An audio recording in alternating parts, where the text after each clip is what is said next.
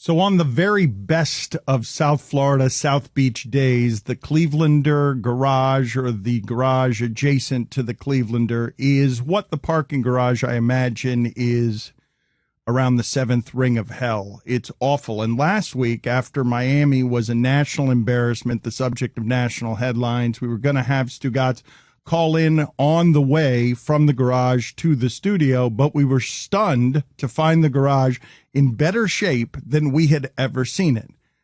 That was not the case today. We were not the subject of national headlines today or this weekend, but we were a national punchline in general for being people who cannot follow any kind of rules. Stugotz has arrived in the garage, and the garage today did not disappoint. Now, Mike Ryan has reported this because Stugotz is just now about to experience it. We asked Stugotz to call on his way in as soon as he got here and give us a tour on the way in. So go ahead, Stugotz, come on in to the studio and just tell us what you're seeing, just a general wandering around. What floor are you on, and what have you witnessed so far? The gold standard for where we can arrive with this stuff is human poop. Human poop in the garage is something we have experienced in the staircase before. We don't know if we could reach such lofty goals today, but let's see what we find. Stugotz, go ahead and bring us on home. All right, Dano, I got plenty of masks on. Hold on, let me just put let me put out the heater here. I'm on the fifth floor here. Somehow smoking cigarettes is healthier than breathing in the actual air in this garage. And listen, I want to keep it down. I want to be quiet because there are people sleeping, and this has become a home away from home, or a permanent home for a lot of people. They were walking down. And I will tell you, moments before you called in, before you guys called me, I did see a man racing up here going about 70 miles per hour.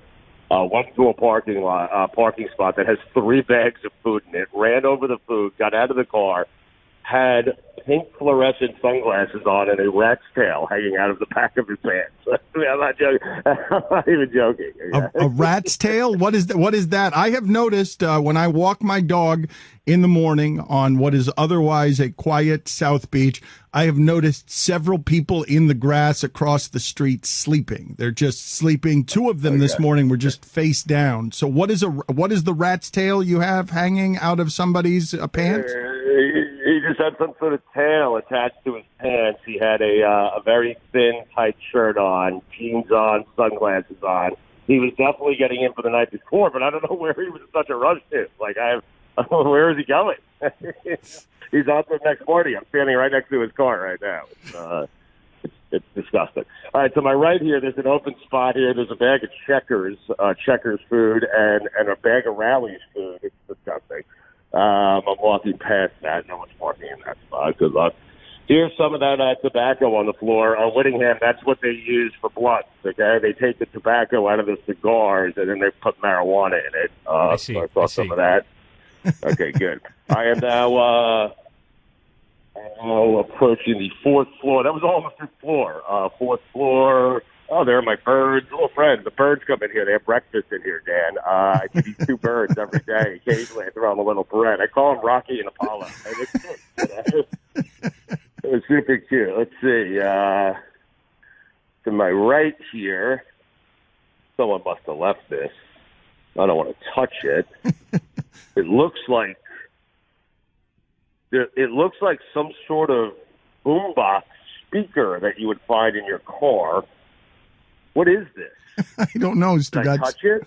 I don't touch anything in there. It could also be a bomb. I have no don't. All right. Well, I'm going to take a picture of it. I'm not joking. Okay. All right. Fine. Take a picture of it, and we will call authorities when you get in here. Hold on.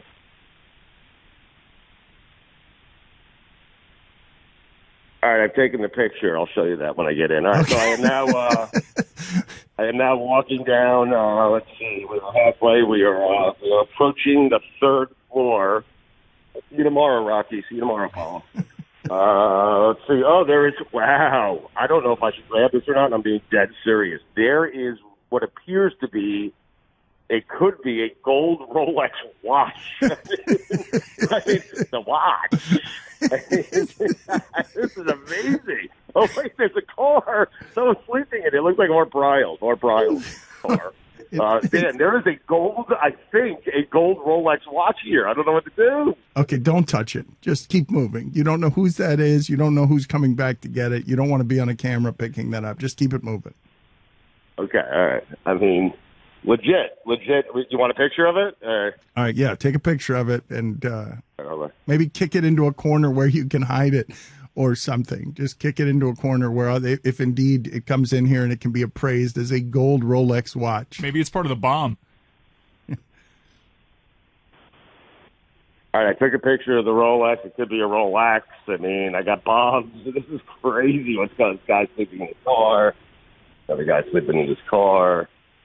All right, we are making the turn to floor 2, it looks like. This place is foul, man. It really is. This is the deadliest turn. This is the deadliest one? Okay. Oh, shit. Okay. All right. Here we go. Passing the valet guy. All right, here's a garbage bag of Lord knows what. There's an empty bottle of Patron Silver to my left. Oh, here it is. Here it is. What does that mean? Here it is. What does that mean? Gold mine? Human poop? Oh, my God. There is there's a wig of some sort. A wig. All right. Is it attached to a skull? Is it just? No, it is not attached to a skull. There is someone sleeping in the car right next to it to my left. There's a wig just smack in the middle of the walkway here. You want a picture? Oh, my God. Take a picture. No, don't take a picture. Just get in here. Get in I here. want to pick it up. No, don't do that. Do not do that. In the watch. It might be a Rolex, man. Hold on, take a picture of the wig. You could put it all up on your social media. Just this assortment, this scavenger hunt of foul crud that is noticed. There's so many empty bottles. I don't know why there's so many garbage cans here. Why can't you just throw it in a garbage can? No, the garage is a garbage can. That's what it is. I mean, it's not. Holy hell. There's a bottle of Southern Comfort, someone had a knife, bottle of Smirnoff, bottle of Southern Comfort, and a bottle of tequila all in one parking spot. Subway bag. Oh, that's a hell of a night. Wow. Okay. Soko. All right. Put it on the poll, Billy. Is it a hell of a night? Tequila, what was it? Tequila, vodka, Soko, Southern Comfort, and a Subway bag. Is that a hell of a night? They don't really match up. I mean, Subway doesn't really go with those three, at least for me. Maybe get a nice little salad from Subway. One of the worst salads anywhere in fast food. I'm hammered. 6-inch turkey sub. It's weird. Okay, I think the big things were the unexpected thing was there's a Rolex that no one is picking up because it's soaked in COVID. Otherwise, that thing would have been scooped up, I don't know, days ago. And a wig and Art Briles. All right, yes, Art Briles. Apollo and Rocky. Yes, yeah. All right. We will see you in a little bit. Thank you for checking in from the parking garage. It's a happy Greg Cote Tuesday to all of you. The Marlins are said to be close to finally getting naming rights for their ballpark. I'm gonna go ahead and guess that it's going to be more tech, more Bitcoin stuff. The Miami Arena is being called FTX Arena now because we are America's leader in cryptocurrency. $135 million for 19 years. It is no longer going to be the American Airlines Arena. It's going to be the FTX Arena. Have you heard anything, Billy? Do you care in any way whatsoever? Marlins are going to name. They're finally going to get. They thought they were going to get for years and years naming rights, and instead all they were able to put up is a tiny little Pepsi sign, and then a little bit of Miccosukee was there as well, and that's it. They have not been able to get naming rights, but naming rights are coming on Wednesday. Do you care, Billy? Yeah, it's cool. I mean, I like that it's known as Marlins Park, but this will be good for the team. They get naming rights. They get a new TV deal. This is good, Dan. I mean, I'm sure on Thursday we're going to hear how horrible it is, but this is good that they're going to get naming rights and they're going to get a new TV deal. Are you guys not excited about this? I would love the Marlins to be able to get money from wherever it is that they could get money. Corporate sponsorship is greatly difficult in South Florida. So I'm looking forward to it being a legitimate naming situation. But you think David Sampson is going to say what on Thursday? Oh, I know David Sampson's going to poop all over it. He's going to tell us how his 4-year-old kid had a better deal, and he had a deal that was 40 times better than this, and he's not bitter, but Derek Jeter sucks. It's going to be a whole thing with Sampson on Thursday. I mean, let's play a game. Let's go around the room. How is this going to go on Thursday with David Sampson? Is he going to be excited about this deal or not excited about this deal?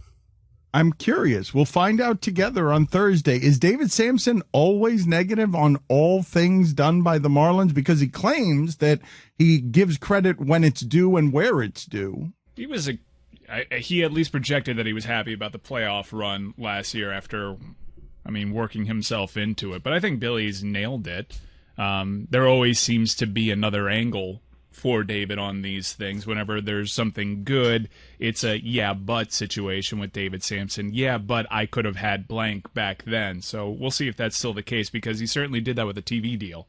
I wanted to bring Greg Cote in here to talk a little bit about Howard Schnellenberger, because it's a bygone age. It's nearly 40 years ago, but we have been living long enough that many of the listeners to this show are fed up with us talking Miami football, because Miami football hasn't been any good in 20 years. But Howard Schnellenberger kicked off a run for Miami that doesn't have a whole lot of precedent across college sports, where Miami was doing the things that Alabama is now doing. And I think that 2001 University of Miami team, you can argue, is the most loaded roster in the history of college football. But Greg, you covered Howard Schnellenberger. Howard Schnellenberger came into town before there was anything but the Miami Dolphins. There was nothing else here for sports. So he helped back then, right, when the Orange Bowl, you can get into the Orange Bowl. If you went to Burger King and bought a burger, you could get into a football game for like $1. It was some ridiculous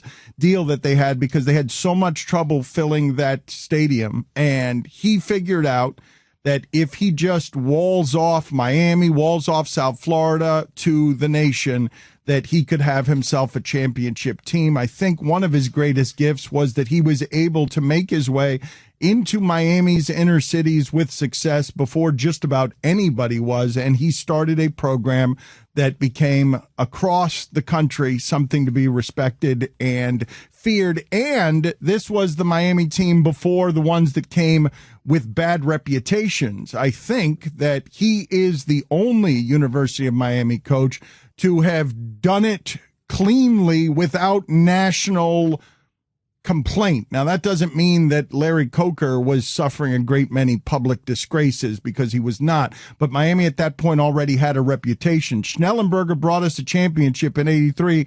And Stugotz, you think that Tom Osborne should have gone for 2 there? Because I wonder how much different all of that plays out, even if Nebraska just kicks the extra point and Miami isn't allowed to be a champion. I also wonder how different it plays out if Howard Schnellenberger had just stayed at the University of Miami instead of being tempted to go to the USFL. I wondered that yesterday. I did rip Tom Osborne for going for 2. A passing play, by the way, Turner Gill, who threw like 5 passes that entire season.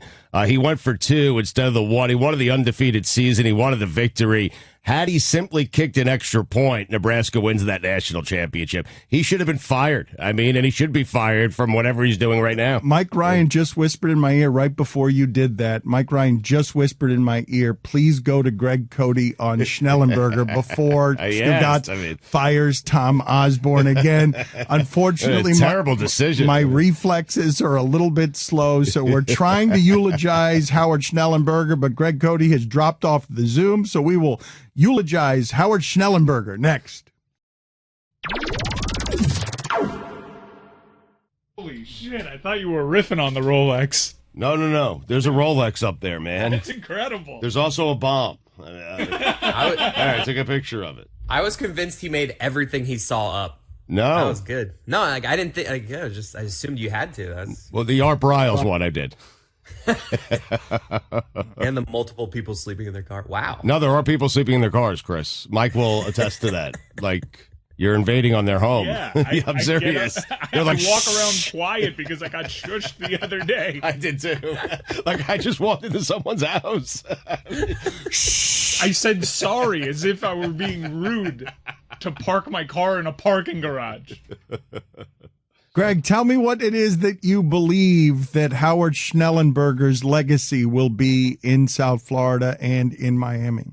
Well, he's the father of it all when it comes to UM. 37 years later, whatever lingering perfume of aura and swagger the program might still have is because of Howard.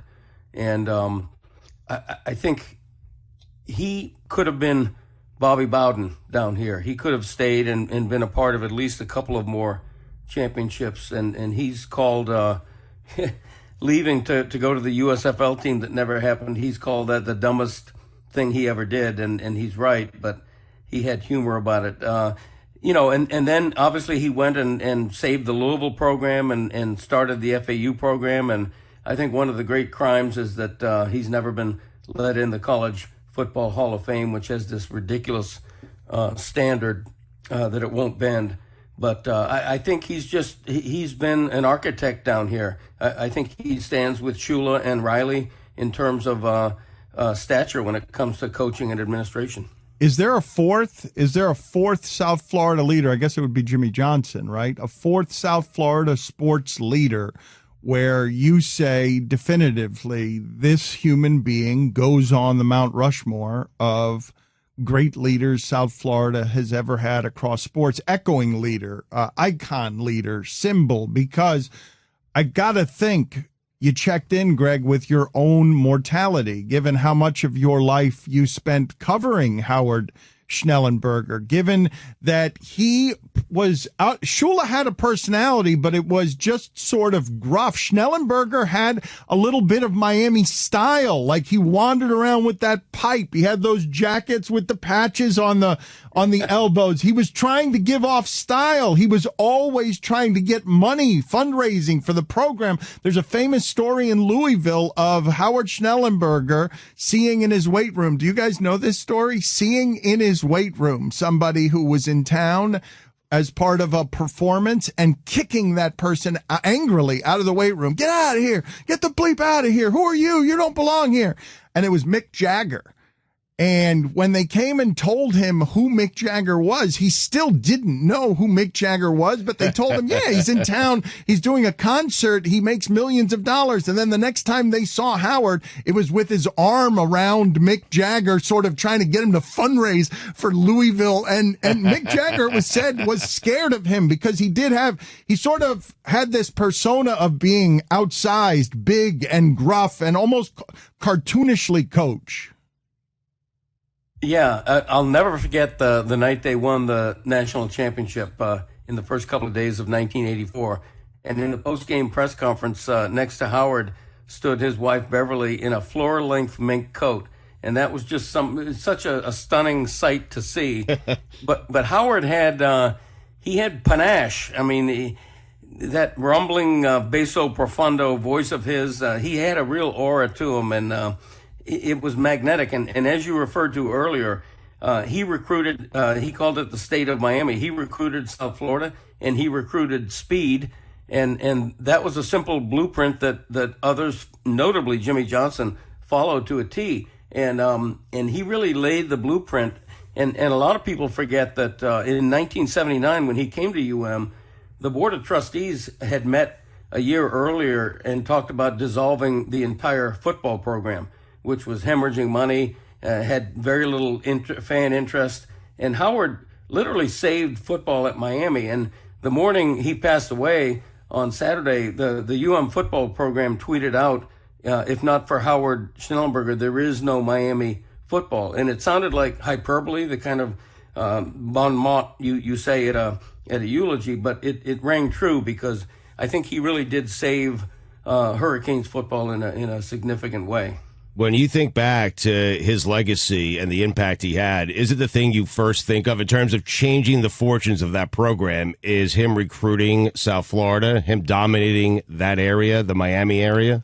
Yes is the short answer, but the longer answer is what I think of when I think of Howard Schnellenberger. Again, you've got a pipe smoker. Give me all the other pipe smokers you have found throughout sports that you associate with this. Ron Washington. And so he's got this baritone, gravelly voice, and he was a combination of intimidating and charming. And what I thought to myself, Greg, because it's so easy to say now recruited speed and recruited Miami's inner cities, but I never thought that he was somebody who would fit in Miami's inner cities, and he would go into Miami's inner cities and he would mine Miami's inner cities before other people were doing that. Other coaches were not coming down here and doing that. And I always wondered how he fit there. And you've got part of your answer with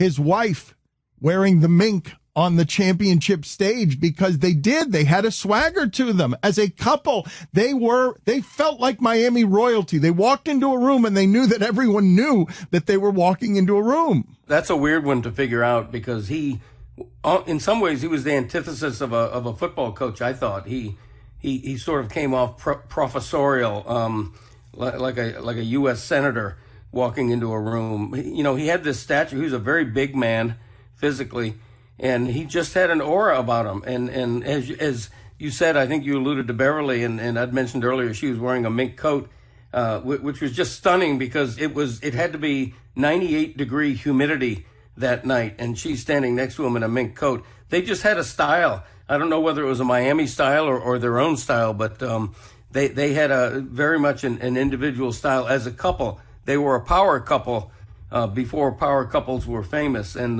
down here. And I think that his legacy really does live on. I think his stature in the program just continues 40 years later. I was going to ask Greg, but I'm not certain of his connection and if he can hear me right now. What is keeping Howard out of the Hall of Fame? Because I am outraged by it, and I think this show should try to do something about it. Yeah, I've written 2 or 3 columns about that over the years, and in the last one, I even wrote, $5. Let's not make this a posthumous honor. Let's do it while he's alive, and that never happened. The Hall of Fame has a minimum standard for won-loss percentage, career won-loss percentage.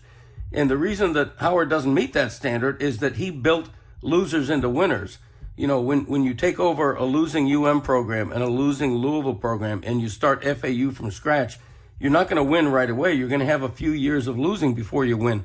And so his career won-loss record took a hit, but he's the architect and the savior of football in a way on not 1 or 2, but 3 different campuses. And if that's not a Hall of Fame resume, I don't know what is. It's a real crime that the College Football Hall of Fame hasn't made its rules more malleable to allow somebody like Schnellenberger in. It's really a testament to all the success South Florida has had after that 83 championship in sports, because now you're putting guys like Dwayne and even possibly LeBron on that Mount Rushmore. But when you consider Schnellenberger was also part of the 72 Dolphins staff, and in college football history, he recruited Joe Namath to Alabama. This guy is a titan of the sport.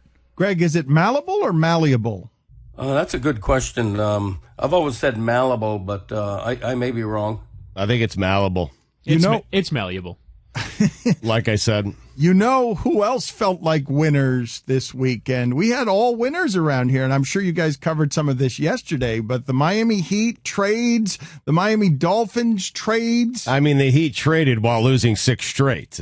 Winners. Hey, winners have won in a row. And winners, of course, with the medicine of the Knicks. The Knicks made Pat Riley sob at his desk 20 years ago, but since then, they have been just something that makes the Miami Heat feel good at every turn. Julius Randle didn't do anything against Bam Adebayo last night and wouldn't do anything against Bam Adebayo if they played a million times against each other. Yeah, Bam was really sick last night, and Tyler Hero's playing real well since he didn't get traded. Gotcha.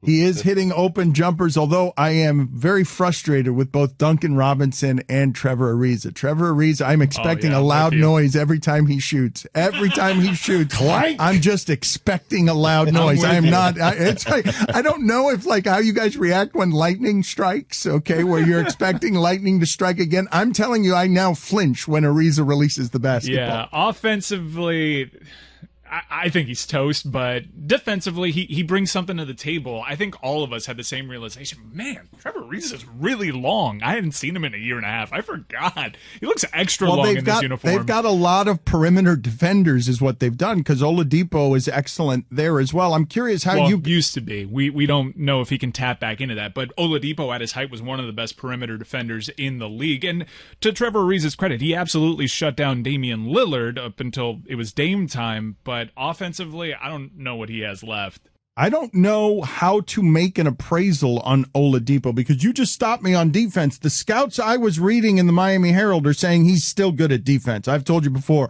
I have a hard time measuring defense, so somebody's got to tell me when somebody is great at defense, because that's not something that I can do with my eyes. So Oladipo goes to Houston. He's been inefficient since the injury. He didn't look right in the playoffs against the Heat. He wasn't any kind of threat. Nobody was worried about him as they swept the Pacers in the playoffs, and he looked unathletic. I must confess, I did not watch while he was playing and losing 20 games in Houston, so I don't know if he looks more athletic now. Real reason to hope, because his last 12 games, particularly in Houston, have been more efficient. He's looked a little bit more dynamic. He's put up some really good point-scoring totals with the efficiency, which is what you like to see. Defensively, still not the same player. We're talking about a guy that was pretty much arguably the best perimeter defender in the NBA. He hasn't kicked it back up to that level. We're unsure if he can, but he culture Dano.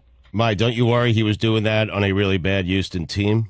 I actually think that was great for his career. Going to Houston, a team that is really not concerned with winning this year, to get himself back in a rhythm and lay the foundation for a move. He wasn't going to re-sign there. So it was, for whatever reason, there was not a lot of smoke around him around the deadline, except for Ashley Nicole Moss, who burst back onto the scene with a correct prediction after the Giannis Antetokounmpo thing had a retreat all the way back to New York. That's the cocainiest fast delivery you've... Crazy. You nailed it. You hit so much information there, just sort of chatterboxing with your teeth. Yeah. And I nailed it, right? Not a slip.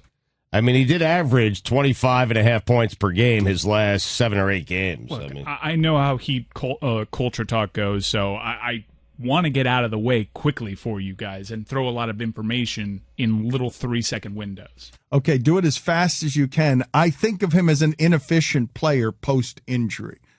I think Oladipo has been. I think of him as somebody who, if he's your lead guy, you're going to lose 20 straight in Houston.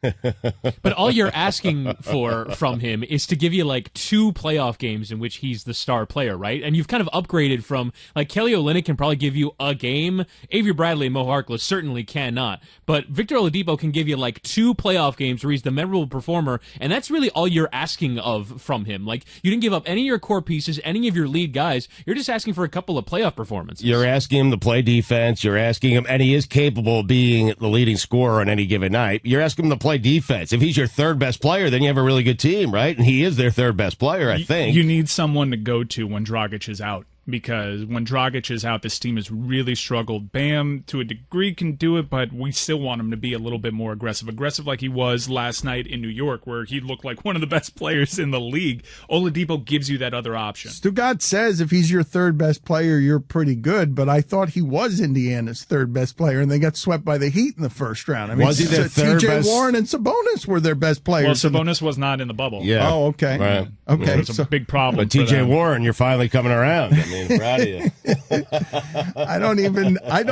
At that point, what we were seeing from Oladipo, I'm not even totally sure it's better than Miles Turner. What we were seeing because he just didn't look physically right. He didn't look like an athletic human being with a majestic singing voice. I don't know if a lot of people know that, but he is an excellent singer. Wasn't he on some singing television show? Oh, you have your expert in this Zoom Some box. singing television. How dare you, sir? He was on The Masked Singer. Yeah. He was thingamajig. And you remember that he was on because we talked about him in the Music Dome. Don't even pretend with this nonsense. Not even going to dignify that with an answer. Very outraged. Some singing show. Please. America's biggest show, maybe? Yeah, some singing show. Okay. Buddy. When is the last time you gave us a Masked Singer update? I feel like we haven't gotten one in a very long time, in more than a year. I asked this question genuinely. When are you guys coming in here? Like, when are we allowed to ask people? I'm asking this question with sincere curiosity and not knowing the answer. When are you allowed to ask your employees about vaccines? And I know you can't tell anybody to get the vaccine if they don't want to get the vaccine, but if we're in a period here where it feels like we're getting to everyone needs to be vaccinated, how soon before we get our show back? I know you're asking out of curiosity. Will the answers give you some form of resentment if you don't hear what you want? Are you looking for a particular answer? Because I miss the guys. I would like them to come back. I'd like them to come back too, but as an employer, you can't tell people to stick things in their body that they don't want to put in their body. So I'm asking curiously, have you guys given this any thought? Has anyone, because I haven't heard from anybody, hey, I want to come in. And so I legitimately don't know what to do, having no precedent for what vaccines are in this country or pandemics are. I asked the question sincerely. Are you guys on your way to being vaccinated, or am I violating all sorts of employee relationships by asking about your medical histories? I get my second zine shot on April 8th, and I'm ready to come in as soon as you'll have me, Dan. All right. Billy, where are you on the vaccine? I'm here. I'm working. I don't have one yet. But I'm also not lying about, like, having asthma and stuff like that to cut lines, so. Roy, where are you with the vaccine? I mean, it's always some sort of little line at the end for Billy. Yeah. You go to Publix, they didn't ask me for any preconceived preconditions or anything like that. We got full herd immunity back here in the studio. Yeah, Dan. Billy, you can go whenever you want. Yeah, trust me. Walk into Navarro, dude. Right. Roy? I'm 3 weeks away from my second shot. So you got one today? I got one on Friday. All right. Yeah. Well, then we will see everybody. We'll have our show back in some form in 3 weeks. Well, that's if they want to be here. I mean, perhaps they're they're nervous. No, if they get vaccine, that you got to come in then. We've been doing this show wrong for a goddamn year. I don't think people understand as they complain about every damn thing that we're doing around here, how hard it is to do the show this way. I'm so you dying to have the show back. So you are going to be the boss that demands people come into the studio. No, if they are vaccinated, sure. Oh, okay, so you are. Yes, but no, is that not once people are vaccinated, shouldn't they come back into work? Is there a vaccine for the garage? Shouldn't they come back into work? Is there a vaccine for the garage?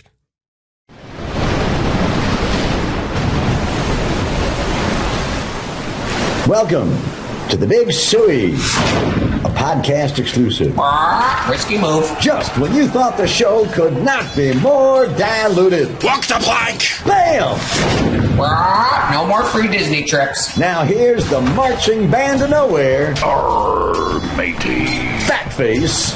Dan's been stress eating. And the habitual liar. Stugotz can't be trusted. The Big Suey. Yo ho, a pirate radio life for me. I don't think my words will matter, but after the games today and tomorrow, there's 4 teams left, I think, on the men's side and the women's side. They need to dump the COVID testing. Wouldn't it be a shame to keep COVID testing and then you got kids that end up having test positive or something and they don't get to play in the Final Four? So you need to just forget the COVID test and let the 4 teams that are playing in each Final Four go battle it out. Kim Mulkey. I feel like she said the quiet part out loud. I feel like leagues have definitely done this. Yeah. Let's not forget that Dabo Swinney said we can kick this thing in the teeth. I was back in last June or something. Did you see how she would answer questions? She was fighting her mask the entire time. To answer questions, she'd pull it down. Just absolutely stunning. She has zero regard for COVID protocol. and would give voice to it just that confidently. I think she was about to curse in there too. Yeah, she stopped herself. She almost said shit. She almost said, she was talking about COVID testing shit is what she almost said. Let me hear that again, because this was sort of bare naked when you listen to it. This feels a little bit, but you never hear this from a coach stated this plainly. I don't think my words will matter, but after the games today and tomorrow, there's 4 teams left, I think, on the men's side and the women's side. They need to dump the COVID testing. Wouldn't it be a shame to keep COVID testing and then you got kids that end up having test positive or something and they don't get to play in the Final Four? So you need to just forget the COVID test and let the 4 teams that are playing in each Final Four go battle it out. I mean, she is all of us. She is like, okay, let's just be done with this. Can we just be done with all of this? She's got it confused, though. I mean, the shame would be that one of the kids actually tested positive and gave it to another kid. I mean, there's that. Mulkey. I mean, her player was fouled hard enough that if one of those UConn defenders that fouled her player was actually positive with the coronavirus, there might have been a transmission of it. Stugotz said he watched the women more than the men last night. Well, the men's game, it was interesting because at the time I was watching, the men's game was a blowout, and whenever you see UConn playing in the NCAA tournament, they've made 12 consecutive Final Fours, going for their 13th, and they're being pushed, and I saw the score, and Baylor was pushing them. They were up in the third quarter, and so I switched over. Second half. No, third quarter. No, they play 4 quarters, yes. Listen, I watch women's college basketball, Dan, okay? They play 4 quarters. They changed the rules. How When about did that? they do that? I'm sorry. I'm sorry, Stugotz, to have questioned. What? For getting it wrong? I just assumed that it was 2 halves. It's a major fine, the pomposity of it. And there's a shot clock. Like, they're just hoisting up shots quicker. And they're better shooters than the men. I mean, it's incredible. And Paige Beckers is a phenomenal player for UConn, and she is my daughter's favorite athlete. She loves watching her play basketball. So we flipped over to that game. It was a tremendous game. It's one of the best games I've ever seen, period. There was a play at the end of the game with UConn up 2 where there should have been a foul. And I understand why Kim Mulkey is upset after the game. The opposing player definitely came down. If you just put your hand straight up, you are fine, and it would not have been a foul. The Baylor player trying to get her final shot, but she really clamped down and came down on her arm. And when you watched it in replay, you wondered to yourself, how did the referee miss that? And I felt so bad. As good as I felt for Paige Beckers, who played great, played like the best player in women's college basketball, I felt really bad for Baylor because they were stripped of an opportunity to perhaps make the Final Four because that should have been a foul. It was a tremendous game. It was fun to watch. I saw a lot of people were saying that. You were not alone in enjoying where that game was going, and UConn is always so impressive in that sport, so dominant in that sport, that it is the one time over the last few years that I remember sort of it spreading, hey, get to your television. UConn is about to lose, which is not something you see a whole lot across women's sports, but speaks to the dominance of that particular team. So that lures you as much as Baylor, and great game, right? The idea that, is this the time I'm going to see UConn lose? Well, I was wondering, am I being drawn to this for the right reasons? Because the reason I was drawn to it was because I wanted to see if UConn was going to lose. That's it. When you're going for 13 straight Final Fours. But that's how they elevate. Right. That's how they end up elevating the sport around them, because they elevate Baylor, where you're sitting there watching and all of a sudden you find yourself caring about what it is you're watching. I will tell you, when you have a Loyola-Chicago game where Loyola has 16 points at the half, like aesthetically, this is more pleasing to me. Like, the game is up and down. There's a shot clock. They're taking shots. They're better shooters. It was a very enjoyable experience. And I'm sorry if I sound surprised, but I'm surprised. I enjoyed it more than the men's NCAA tournament last night. I did. I think a lot of people were surprised that the game is evolving and getting better because, look, I'll be honest, I'll put myself out there. It was a rough watch, women's college basketball for me. Unless, it was Tennessee versus UConn, I really couldn't get into it because the quality of the game. And there's a lot of sports that I choose to not watch because the quality is down. I tuned out on the NFL for a year and a half because I didn't like the way that the game was being played. It was slower before. Yeah. And there were a lot of times you would tune in. Keep in mind what you're watching a sport sort of birthed, right? You were watching the start of a movement that has now found its footing in this country. And the initial parts of it were a lot of knee injuries, a lot of big women who didn't necessarily have a lot of fundamental skills. And what you're watching is the evolution. That's how a sport grows and gets stronger, where you're watching a basketball game last night that is more aesthetically pleasing. And you're saying things like they're better shooters than the men, which is not something I've ever heard about women's basketball. I mean, I'm watching a game last night. Oregon State has 17 points at the half. I flip over to UConn and Baylor, and Paige Beckers is crossing people over off the dribble, stepping back and hitting threes. It was interesting to see. I saw this last night with the Miami Heat, and I wanted to go back to Greg Cote here on some of the stuff we were talking about during the local hour. And I want to tell you, this is not something we have had the time to do around here very much during the pandemic and during the last few months of crazy Meadowlark Media stuff. But we have a produced radio bit that centers around Goat Piss Mike that we have to get to at some point during the show. Goat Piss Mike has become a rising star around here because he is the voice of our tournament. We've got to update our tournament as well. But one of the things, it was such a casual thing, Stugotz, that I saw last night during the Heat game that obviously doesn't mean much in the context because it was just a snapshot of a moment. But I thought to myself, of 10 years ago watching basketball, and Bam Adebayo comes up. You know what Bam Adebayo is physically. He is a pterodactyl. He's a freak. Yes. He's 6'11", and he's always the most athletic, or 6'10", and the most athletic person out there. Muscles on top of muscles. He's poorly officiated too, because he doesn't seem like he's 6'11" when he glides in there. He doesn't have this amazing mass. He's cut, and the guy takes a beating on the inside. He never comes away with the calls. The thing, though, that I saw last night, and I still marvel at it, though, Stugotz, even though it's the most common thing, but I'm looking at it specifically through the prism of where and how I watched basketball in 2010 when the Miami Heat were putting together a triumvirate of positionless players and just what the sport has become.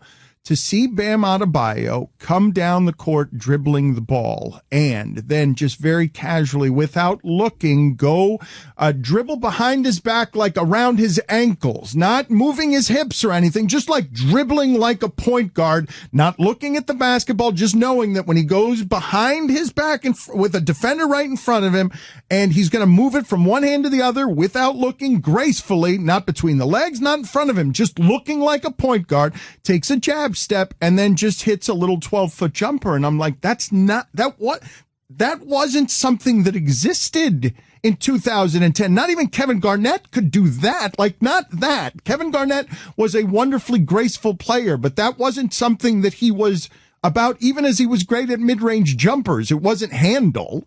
Karl Malone didn't do that. You didn't have power forwards doing things that power forwards are doing now, meaning dribbling and having it look like it's a natural thing. That's what they're doing. They're doing it like they're point guards. It's what Rick Carlisle said after seeing Zion.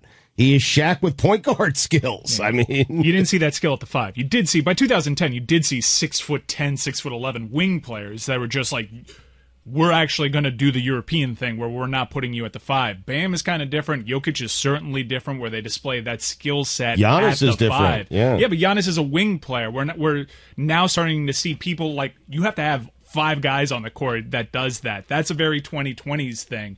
Where in 2010, you had those guys and, okay, this guy's the superstar, get out of his way. It's Kevin Durant. Giannis is of that mold. Bam and Jokic, they're cut different. Jokic is something, I don't even understand what Jokic is. He had a play the other day where I'm watching it, and I'm like, this is not how they could possibly teach it. He's just holding the ball there. He's about 12 feet from the basket, Stugotz, and he just sort of staring at the floor, sort of throws the ball at the floor with 2 hands. It's not the way anybody would teach it, and then just shoots the ball a jumper because he's too tall for anyone to actually block it, and it was too awkward for anything to be done with it. He is averaging, Jokic. No one cares about him. No one wants him in the NBA Finals. No one wants him around. It seems like that man is averaging 27 points per game, 11 rebounds per game, 8.5 assists. and he is shooting 43% from three. The 4 or 5 that can get their shot off from anywhere, Dirk was maybe the first to do that in terms of just because Dirk was impossible to stop. He can get his shot off from anywhere. He wasn't skilled the way Bam and Jokic were in terms of ball possession and initiating offense, but you dump the ball into him, he can shoot from any angle. Now that's like a required skill set if you want to be a star in the league. Julius Randle's doing it. This show ain't free. Time for some ads. Hey, let's take a minute for our friends over at Advance Auto Parts. They are our friends. They support us. We ask you that you support them. Guys, listen up. There is absolutely no way we'd be able to continue doing the podcast the way we've been doing it if not for the support from our friends over at Advance Auto Parts. All me and Dan ever ask. That's it. Support the people that support this show. And Advance Auto Parts has been doing that for many, many years. Look, I rely on Advance to keep my car going, and with options like buy online, pick up in-store, and curbside pickup, they make it really easy to get the part you need, where you need it, when you need it. So, head to Advance Auto Parts, where you can get the parts you need to keep moving. Advance your auto at Advance Auto Parts and participating CarQuest locations. Stugotz, I think you probably know who said this, but if you don't, it could be funny. This is from a few years ago. Now everybody wants to play for the Heat and the Lakers. This is a quote. Let's go back to being competitive and going at these peoples. Do you recognize that quote? Have you heard that quote anywhere? Kevin Durant? That is Kevin Durant. That is Kevin Durant. KD. That is KD from 10 years ago. No championships in your personal record book. Now everybody want to play for the Heat and Lakers. Let's go back to being competitive and going at these peoples. Then he goes to Golden State, greatest assembly of talent you've ever seen. Now he's with the Nets, and Steve Nash is being quoted saying things like, what? You don't want us to get better? Like, and it's hard to argue with him, right? Because they get Blake Griffin, they get LaMarcus Aldridge, and Steve Nash is just saying, okay, let me see if I have this straight. So you guys want us to actively try to not get better. You want us to have LaMarcus Aldridge be available to us and try not to get him so he can go to the Heat and we can play against him. He had to know that. I mean, he had to know that reaction was coming, right? Because that's what happens when you have a stacked team and you keep stacking good players on top of good players. People are going to get upset about it. But this is what Blake Griffin is saying. Quote, it's kind of funny to me because for the last couple of years, all I've heard is how bad I am. You sign with this team and everybody's like, that's not fair. Yeah, because you're no longer the best player on a team. You're the fifth best player on a team. And that's a really good team when Blake Griffin is maybe your fifth best player at this point. Jalen Rose says the Miami Heat are the favorite in the East, even with the Nets out there. Wow. Dan, he said that before LaMarcus Aldridge grabbed headlines, though, so you got to swing the other way. It's amazing. Everyone kind of forgets that the Nets get Harden because the Heat get Oladipo, and that's enough to swing the pendulum. I don't get it. And now LaMarcus Aldridge Photoshop is going to do it for you. What everyone's forgetting about is Giannis. I mean, yeah, and PJ Tucker. Giannis is pissed off. Yeah, yes, he is.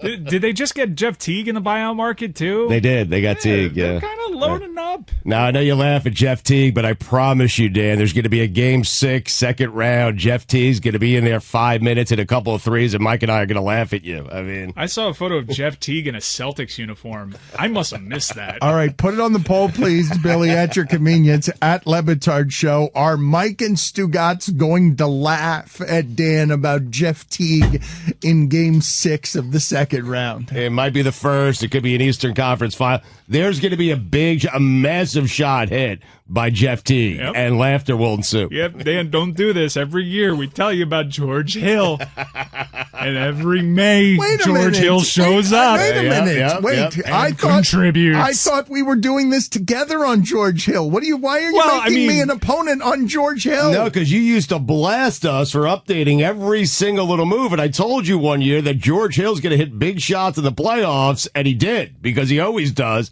That's what George Hill does. I mean, he's made a career of it. Put it on the poll, Guillermo, at Le Batard Show. Is what George Hill does always hitting enormous threes in the playoffs? I don't even know. I don't think that's accurate.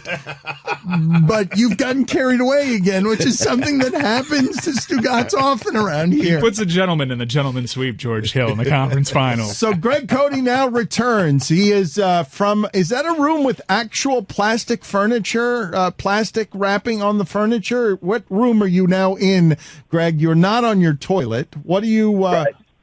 what you can... I'm in my bedroom. Baby. I'm sitting on my bed, and it's very comfortable. But I just cut my leg. My leg is bleeding, and I don't know what to do. What do you mean? Really? Like on what? I mean, how bad a cut is it? How... I could show you, but it would be unpleasant. Okay, go ahead and show us. Show us how bad a cut it is. Yeah, I'm just a little distracted right now. Right. He's frozen though. Oh man, yeah, That is a gash. That is a gash. You might need a Band-Aid for that. Greg, Greg. You just cut yourself on your bed? Need sutures for that. Greg, go ahead. Yeah, I don't... What is sharp on my bed? I'm trying to figure that out. Greg. Pillows. Yeah, I didn't mean to distract the show. I'm sorry. You are flabbergasting and breathtaking in your unrelenting incompetence. It is a delight at every turn. Please go take care of your leg. We will get to your dolphin thoughts, but this is what happens, people. All of you people who criticize me, I'm too mean to Greg. I don't include him. He's a victim here. I don't. I mean, he's bleeding. I don't He's include him gushing. enough. This is what happens around here all the time. Look at how hard I'm trying to get to his dolphin thoughts that I don't actually care about. And I can't get to them without him stabbing himself in his bedroom with something sharp. Like I don't actually want the thoughts. I'm just trying to include him on the show, but I can't get to him without him hemorrhaging. Which hurt more, Greg, the cut or those words? Yeah. I know, right? Yeah. But All right, I'm gonna go clean up. I'll be back in a minute. all right. The chasing down of the thoughts is more exciting. It's unbelievable. I want you guys to I want you to announce Chris. Now we've lost Chris from the show because he's got to go help his dad. So we've got 2 members down. Get the show killer sound because this is unbelievable. I didn't want his dolphin thoughts. Show killer.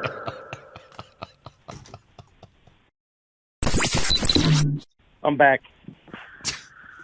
Great. How you feel? I feel great now. All right. Yeah, I'm all band-aided. You stitched that up yourself, Rambo style? Yes. That a boy. I still don't know what would have cut my leg. What's sharp about a bed? There's always Dad, there's a wooden frame. Yeah, right box below the springs. mattress. There's always things hanging around, Yeah. outside the bed. Every bed has something sharp in it that can cut you. It'd be a very dangerous game walking around beds. Mm-hmm. Yeah, I found it. It's a good question by Roy, Greg. Is that the bed you broke? It's the new bed that replaced the bed I broke. Ned. It's a beautiful bed with a beautiful comforter on it. Oh, I love a Best good bed comforter. I've ever had. Yeah. Nothing better than a good comforter. Oh, White it's the comforter, though. best, You got to be careful with the blood, Greg. I know, believe me.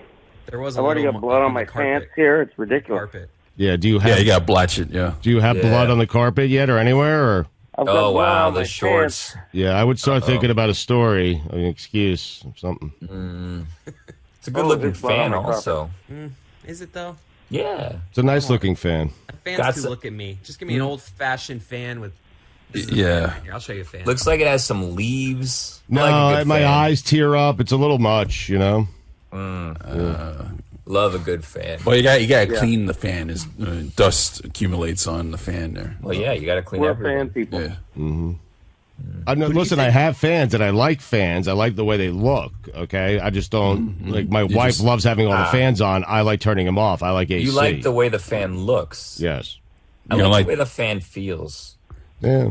You don't like the fan air fan. circulating in the room? No. Who do you think of our group sleeps with their fan on the highest speed? Ooh, Billy. Really, Billy? I didn't have that. That kicks up dust. I don't have Billy.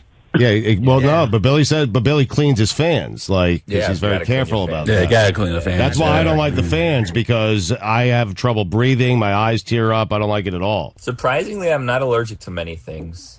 What are you most allergic to? Have you done the test? No, you think I'm crazy? No. I never Because do you don't anything. you're afraid to find out if all Yeah, the I'd be things a that you're bubble allergic boy. to? Right. Billy, when you get those forms though, you just check no allergies. Yeah. Me that's too. Right. Me too. Yeah. Listen, all right.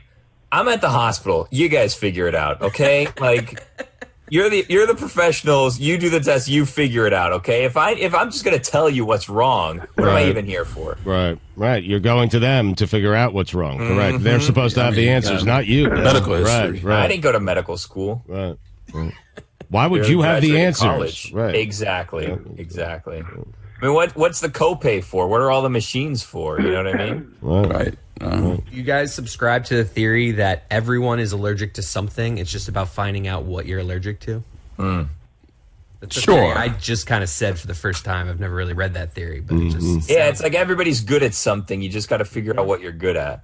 I'm witty. That makes it actually out. you'd be It checks bad at all the something in this journalistic case. boxes. Like everything I did there was fair, Woody. But What? why did you say that? Like you're just saying something to say something. Well, why else would you say anything? I mean, Thank you. the point. Right? So Chris, you don't subscribe him. to that theory. So you don't subscribe to that theory. I mean, it's entirely possible. Most people are probably allergic to something, but he's right. like ambiguous. but to have concocted a theory based off no scientific evidence is I just asked. weird. But it's a theory. I said, do you That's why it's a subscribe theory, to not a this fact. theory? Right. Yeah, exactly. Right. The theory I of think Chris relativity. Whittingham The theory of relativity did not start from. Well, I think E equals MC squared. Yeah, of course it did. Okay. A hunch, hypothesis. It was I a guarantee theory you that at was some proven, Point, right. Woody, somebody was like, "Do you guys believe in this theory of A squared plus B squared equals C squared?" Chris, this is just a little. I think Whitty's a little jealous that you came up with a good theory here. Right. What's going on? You stole his theory. Right. He's the theory guy. As Greg says, still bleeding.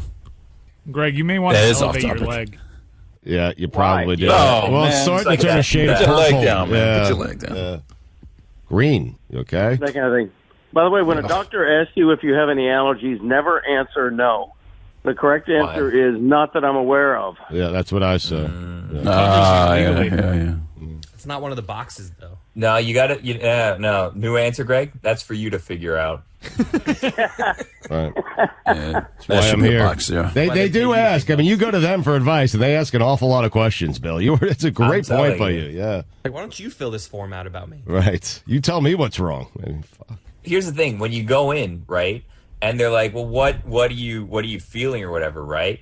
And it's like, well, I have this pain or that pain. It's kind of like, well, like, just give me a full tune-up. You know what I mean? Let's see what we can find. Let's see what's going on here. Right. Because if I'm telling you I just have this pain and it's like unrelated and it's caused by something over here, but I feel it over here, let's figure things out, okay? I don't want to be back. A full tune-up. Love a good once over. That's the physical, right? I mean, Yeah, like there's something wrong with the carburetor or something. I'm just saying, if you're going to put me in for a scan of some kind, let's just get the whole picture, you know? Let's not just focus in on one area. Aren't most trips to the doctor largely unsatisfying? Like, you can only really walk in and present symptoms that everyone else has. No. Most everything I No. go in with just sounds like a head cold. It's not But I un- feel like shit, and I want it fixed. no, when you're a hypochondriac at the levels that me and Billy are, when you walk in expecting the worst. So every time you walk out of a doctor's office, it's a great experience, okay? I'm telling you. No, because Witty's right. This is a situation when you go to the doctor, right? You walk in and you think you have all this stuff, right? And if you walk out and they're like, you're fine, you're like, well, this was a waste of time. This was a waste of a trip. Or he doesn't know what he's talking about. She doesn't know what she's talking about. They didn't find it. There's something there. Right. They just haven't determined what it was. So and you- I know that it's there. So no matter what, the doctor visit is a losing proposition. Because if you walk in and they find nothing, you walk out, you're either dissatisfied because you're like, this was a total waste of time, or they didn't find what it was, or you walk out and they found something and you're like, yeah, this is the worst. It's over for me. I like getting, like, being told that you have something, that I'm not a crazy person for needing to go to the doctor. And, like, the weirdest thing with, like, head colds and things like that is, oh, just wait a couple weeks. Oh, so I'm just going to be sat in bed sick for 2 weeks Exactly. until something washes over me. It's just You so like being ridiculous. diagnosed with something? I do, because it's the logical conclusion of feeling like shit for a week. So, Billy, you shift to the next doctor. If you're convinced that something is wrong with you and that doctor doesn't tell you there's something wrong, you'll go to another doctor until some doctor tells you, hey, you're right, there's something wrong with you. No, you won't do that. Second, third, fourth, fifth, and sixth opinion. No, because in the time that it would take for me to set up an appointment with another doctor, something else will come up that I have to, get looked into. You know what I mean? So I get distracted by some other ailment that I think I have.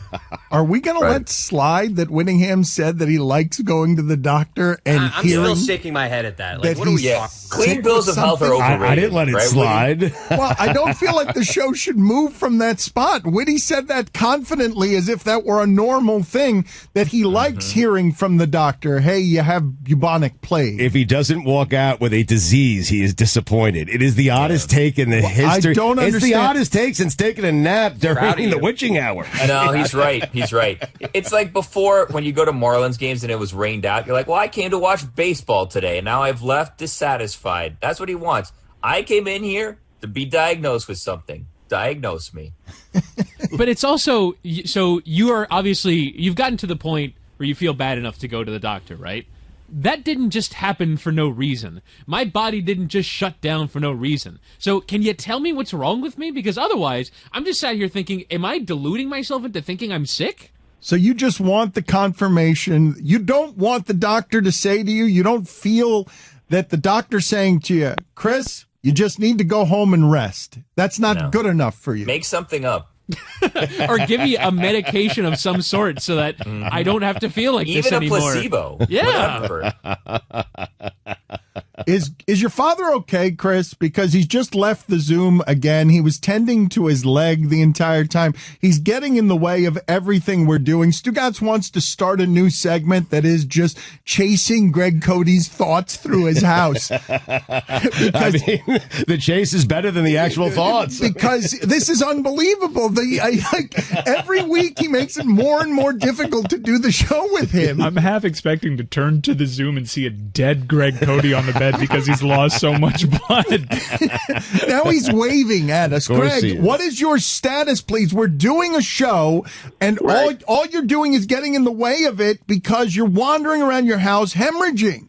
Right. I just got disconnected. I don't know how, but I don't think it was my fault. I think it might have been an error on your end.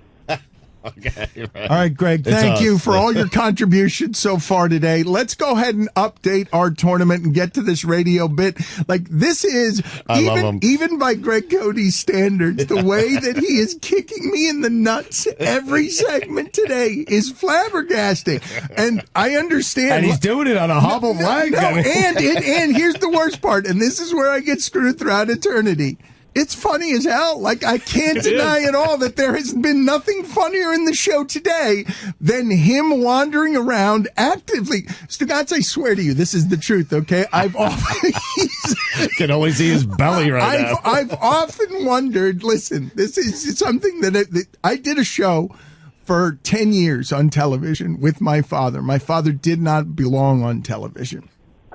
That was the appeal of the show. The appeal of the show and the way that he became the star of the show is that I became the straight man for a man who clearly didn't belong on television. I often wondered if my father had actual comedic chops, if he was a personality that had been drawn up or had a script of funny. Could writers have made it funnier than my father made it by not belonging on television? And I'd always arrive at the place of no, because you can't dream up the authentic weirdness that happens when you put someone on television, or in this case on podcast, who doesn't know where he is.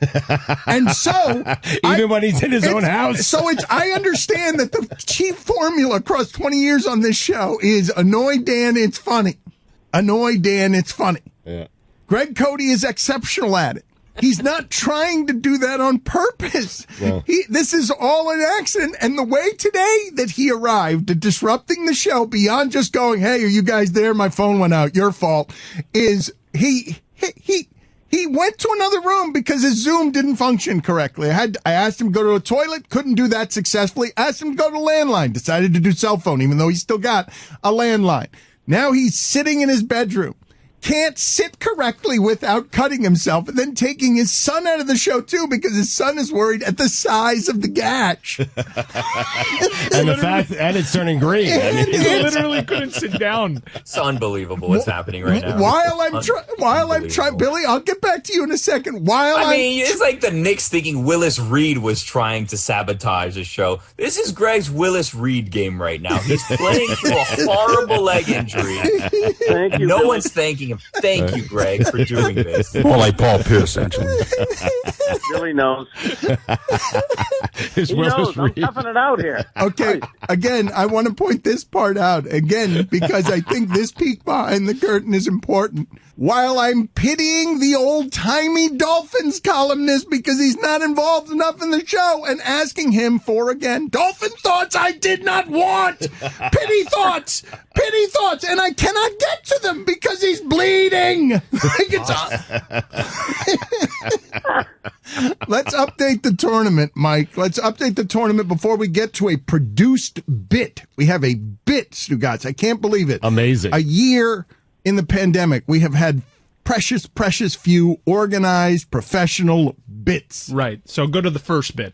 The first bit is Baylor, #1 seed, advancing because Doug Peterson looks like he specifically asked for full custody of the basement air hockey table in his divorce. that means Arkansas is gone. That means this is gone. I didn't like this one that much anyway. Daniel Jones looks like an actor playing Eli Manning in a Peyton Manning biopic. Houston has advanced. #2, Houston. This is good. We like this one. Nick Nurse looks like the camp counselor who, while telling the campers there is absolutely no such thing as monsters, cannot see the half-man, half-swamp creature walking out of the lake behind him. Houston defeated Oregon State. Greg, you've got a favorite looks like of all time, right? That's not in the tournament anymore, I don't think. I think it lost, but your favorite is which one of all time, Greg? I love the one about Jeff Van Gundy. Looks like an old, tired eagle. Put it on the poll, Guillermo, please. What does Jeff Van Gundy look more like, an old, tired eagle or the Queen of Hearts? Oregon State, the 12 seed, lost. Pete Carroll looks like the cop who answers the phone, snapping his fingers with a raised arm, as if to tell the rest of the precinct to trace the call because it's a kidnapper on the line. That is a good one, too. It really is. Great delivery. So this is what's left in the West, in the Adam Silver region. We have Gonzaga still around, still undefeated, represented by... Adam Silver looks like Dracula's vampire accountant named Calcula. #6, USC, repped by... Adam Silver looks like the candy stick inside a pack of Fun Dip. He really does. I want that to win. And in the East, Michigan, Juwan Howard and them boys, repped by... Andrew Luck looks like the guy who picks up his Starbucks order and then says, "Thanks a latte." #11, UCLA, is the last team still remaining in the Elite Eight. Bob Huggins looks like a low-level guy in a mob movie who is just about to eat a meatball at his favorite restaurant when he gets whacked. So Goat Piss Mike is the subject of a radio bit. Mike, I don't know any. Thank you, Greg, for just coughing vigorously into your phone. I appreciate that. Willis Reed game, Dan. Chris, how often is he just staring at his phone? Chris, Flu game now too. Chris, I want Chris, I want your assessment so far. You have to be marveling at this point, Chris. Which is it? Is it laughter or shame? Because he has been an epic disaster, and also he's never been better. I mean, you guys don't hear half of it, though. He puts himself on mute, and he's just hacking, and I'm, like, hearing it across the room. I'm worried about him. I don't know if he stopped the bleeding on his leg, because he is someone that would just, like, continue on and just, like, I'll worry about it later. Like, have you stopped the bleeding, Dad? Yeah. I put a big Band-Aid on. The biggest Band-Aid I could. Greg, why did you go to speakerphone? I'm not on blood thinner, Greg, so I don't know why it was... He's rolling down. Greg, why did you put why did you, when your son asked you a question, why did you take the phone, put it on speaker, and hold it to your knee far away from your lips? Well, I had it on... I had it on speakerphone and on mute, so I had to undo both buttons, and it was, it took me a second. Sit down. We can't see your face. Greg, what kind of first aid treatment did you put on that gash? Because I got you being the kind of guy that just puts a piece of shipping popcorn in there and saying that'll do. Or just lets it dry up. No, I wish I had a little Neosporin to put on it, but I couldn't find any. Some ointment. Yeah. All right, guys. Put dirt on it. Help me, guys, please, because in the initial stages of Highly Questionable, I remember Brian Dawkins coming on the show, and I remember sort of aspiring to what Brian Dawkins was saying he was, which he was talking about things that he's proud of. And one of the things that he mentioned is that he had arrived at a place where he could be patient with his father.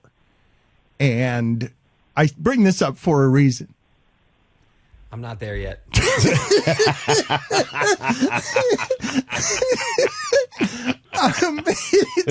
Greg, are you okay? Because, Chris, tell me I'm not wrong when you're worried about his leg, correct? Because it's a gash and he's not properly taking care of it, and he continues to barrel through on doing the show when it's really not necessary because all he's doing is getting in the way of the show. It's a substantial cut. I think he has a Band-Aid on it now. I think we're good, but like I said before, it could just be bleeding, gushing out right now, and he wouldn't even say anything. Mike, where are we? The problem is the cut is on a part of my leg that's almost impossible to see, so I have to use a mirror to apply the Band-Aid and everything. You know, there's certain parts of the body you really can't see. I'm looking at the spot on my leg right now. It's on your shin, Greg. What are you talking about? I can't see it on Greg's legs. So. Greg, it's to the right of my shin bone. Right. It's not on my shin. It's to the right, and it's tough to see. I have to sort of contort. Like the right calf. Yeah, like the side of the right calf. I understand that. Right. I have no problem looking at the side of my right Guillermo, leg. put it on the poll, please, at Le Batard Show. Do you have any problem seeing your shins? Do you have any shin? Work of art. Do you have any It's to the right of the shin. Do you have any problem seeing all parts of your shin? Greg, what? Oh, that could be difficult to see. Yeah, it's bleeding through. It's not my shin. Yeah. It's on the front of your leg, dude. That's a big bandage, too. It really is. Thank you. Yeah. Okay, you're welcome. You're welcome for thanking you on the sides of it. Looks even more like Mac's mom this week. I love a big Band-Aid. Who doesn't? Put it on the poll, Guillermo. Do you love a big Band-Aid? Let's get to this bit. What is it, Mike? How do you set it up? This was birthed. I don't know if it ended up making the podcast or if it was just something that we were joking around off air, but we were talking about Go Piss Mike's voice, which is the unsung star of March Sadness. Better than any of the looks like is experiencing Go Piss Mike's voice, who's become an unlikely voice around these parts. And some of us found his voice soothing. And we're like, wouldn't it be funny if you guys did the meditation? If you opened up the Calm app and Go Piss Mike was leading you through guided meditation. I think that's as happy as I was at any point last week when we were sitting here talking about whether he would soothe you at times of needed tranquility.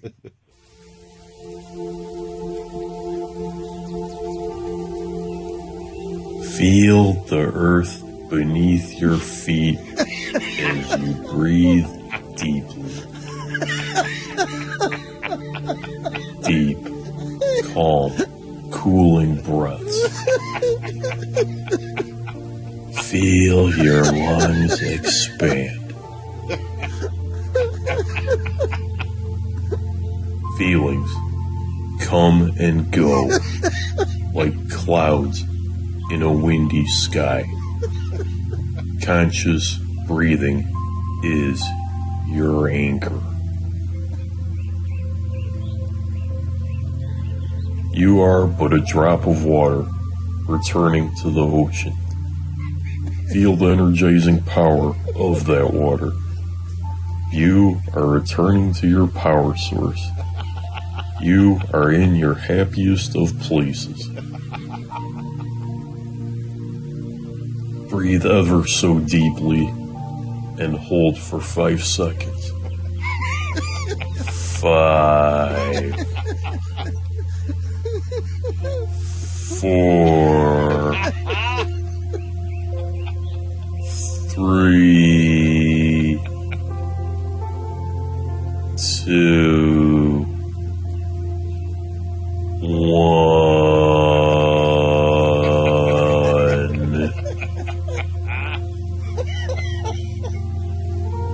Understand this and be free. We are not in our bodies. Our bodies are inside us. So Deep, calm, cooling breaths. Exhale slowly.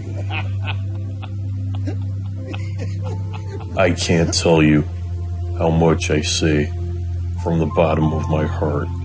I'm so very, very sorry. I pride myself and think of myself as a man of faith, as there's a drive into deep left field by Castellanos, and that'll be a home run.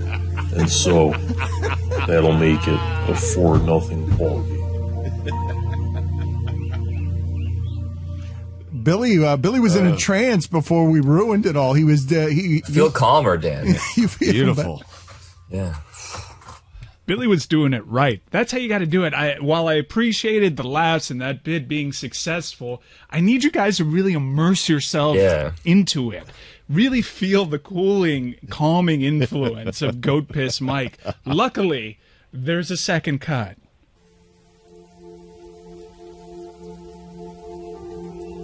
Breath is the power behind all things. I breathe in and know that good things will happen.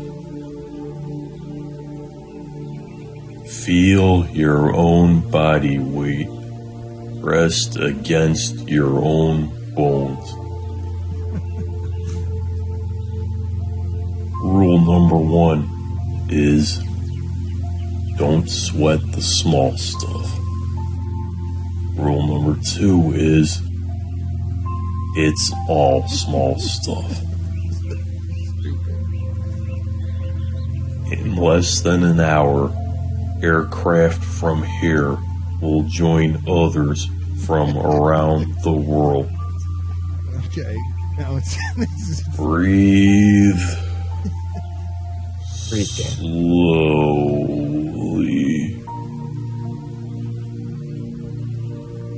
You'll be launching the largest aerial battle in the history of mankind. Wait a minute. Mankind. This is Bill Pullman. That word should have new meaning for all of us today. Trying to stay calm here. Trying to concentrate, Dan. Deep, calm, cooling breaths. Feel your lungs expand. Perhaps it's fate that today is the 4th of July. See, I knew it. And you will once again be fighting for our freedom. Not from tyranny, oppression, or persecution, but from annihilation. We are fighting for our right to live, to exist. Cody has no idea what's happening right now. Rake your toes against the Earth's crust, all while controlling your breathing. And should we win the day, oh, come on, the 4th of July will no longer be known as an American holiday, but as the day the world declared in one voice. We will not go quietly into the night. We will not vanish without a fight. We're going to live on. We're going to survive. Today, we celebrate our Independence Day.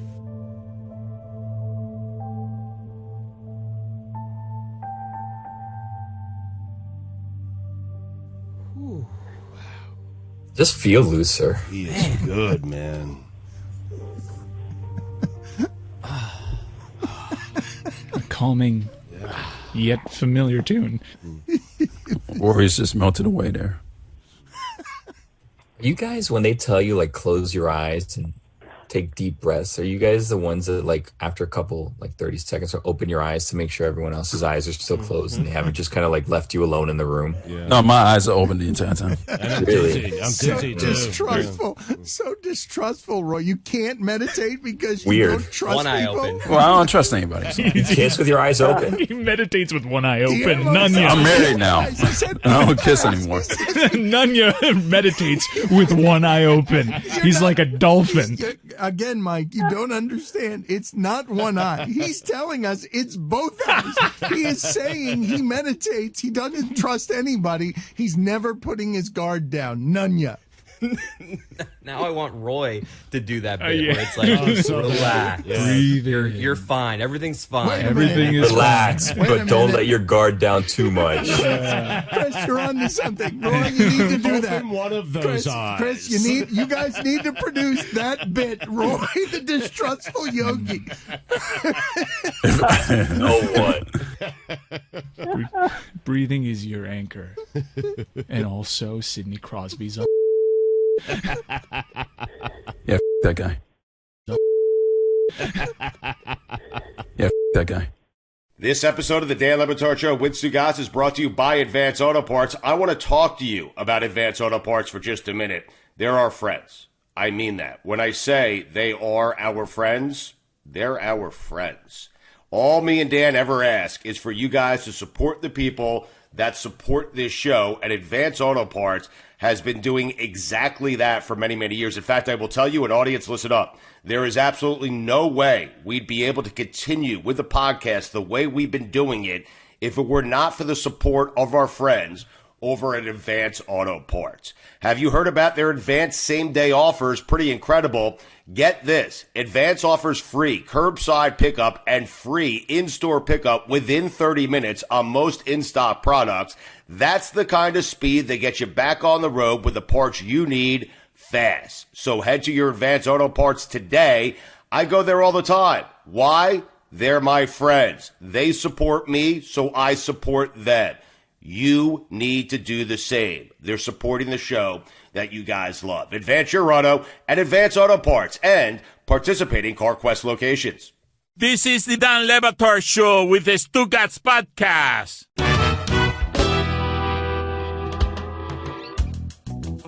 So, guys, you ever take your golf cart anywhere? Like, just to go to, like, quick trip to the store or something? Or is that not really something that happens No, I have. where you live? No, I've taken it to Publix. I've taken it to the park. But it's street legal, Bill.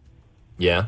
There's people in my neighborhood. There's a lot of golf carts in my neighborhood, and it makes me want one. I don't really have any use for one.